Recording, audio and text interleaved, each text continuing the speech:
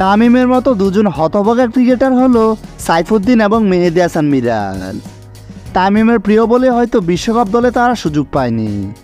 হাতুরুর চাল এটা হতে পারে। এবার হাতুরুকে ধুয়ে দিল সাবেক ক্রিকেটার মোহাম্মদ আশরাফুল। বিশ্বকাপ দলে জায়গা পায়নি সাইফুদ্দিন। মেহেদী মিরাজ তো অনেক আগে থেকেই দল থেকে বাদ। তবে দলে টিকে গেছে শান্ত লিটনের মতো রান না পাওয়া ব্যাটসম্যানরা, যেখানে সেরা উইকেট টেকার হওয়ার পরেও সুযোগ পেল না সাইফুদ্দিন। তার জায়গায় সুযোগ পেয়েছে তানজিম সাকিব, যার পারফরমেন্স সাইফুদ্দিনের ধারে কাছেও নেই। তাই তো এবার খেপেছে সাবেক ক্রিকেটার মোহাম্মদ আশরাফুল। তিনি বলেন, সব দলে পারফরমেন্স বিবেচনা করে দল সাজানো হয়, অথচ বাংলাদেশ দলে ভিন্ন।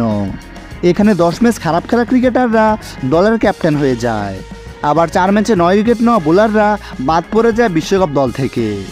তাদের জায়গায় আবার সুযোগ পায় পারফর্ম না করতে পারা বোলাররা।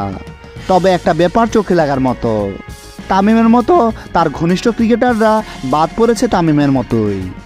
এমনও হতে পারে তামিমকে শায়েস্তা করতেই বিশ্বকাপ দলে রাখেনি সাইফুদ্দিনকে এবং মেহেদী হাসান মিরাজকে। হাতুরু যেরকম মানুষ, তাতে এরকম কাজ করা কোনো ব্যাপার না তার জন্য।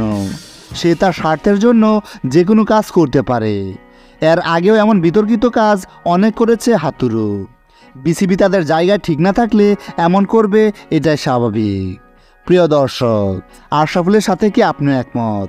এটা কি হাতুরুর কোনো চাল হতে পারে? এই ব্যাপারে জানিয়ে দিন আপনার মতামত কমেন্ট করে।